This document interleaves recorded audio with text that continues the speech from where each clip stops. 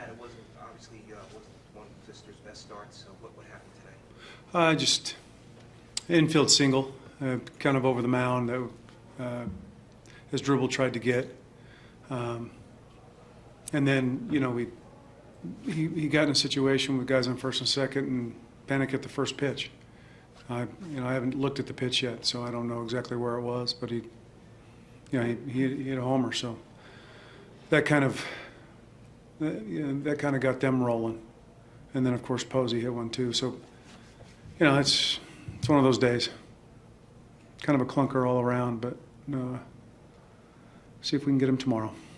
He had a pretty big cut or something on his neck. You might not have any idea what that's about. I do, but that's not for me to answer.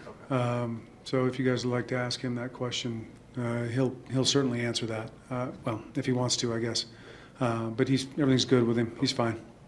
Does it kind of underscore just how good he's been this year that 4 runs in 6 innings would be considered a particularly bad start by his standards? Yeah, it's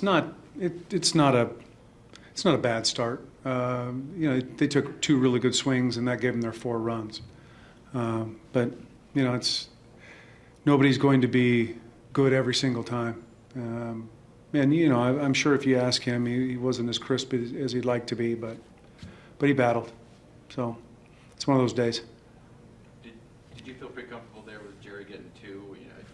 Yeah. Circumstances where you didn't win just 10 games in a row and you had more relievers. It's a function of where we're at too in the back. Matt Thornton's been up heavy and been in a lot of games.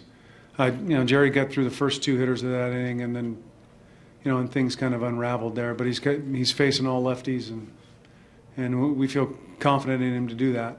It didn't work tonight, but he pitched. The first inning was good. The second inning kind of unraveled with 2 outs.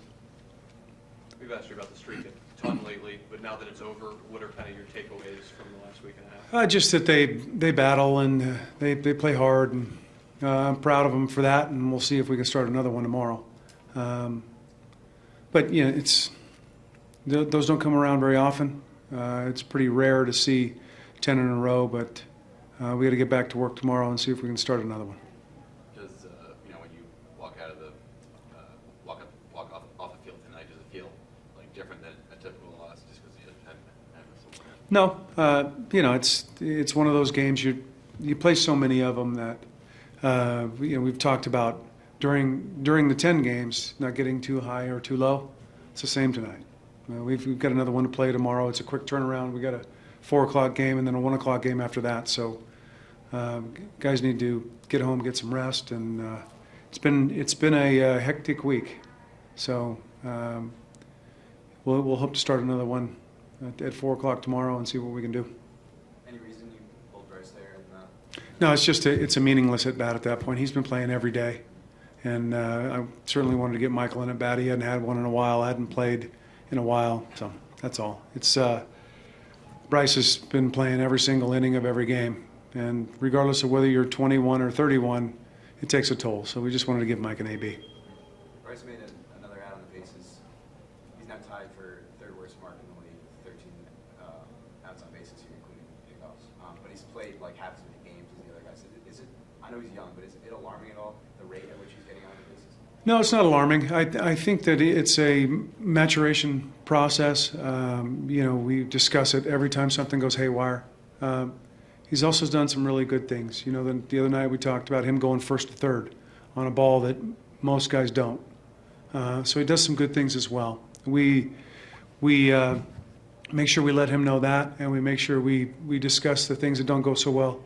And he learns and moves forward like the rest of us. So I'm not alarmed. He's an aggressive player, and he'll continue to be that way, as we all will. And we'll learn from it.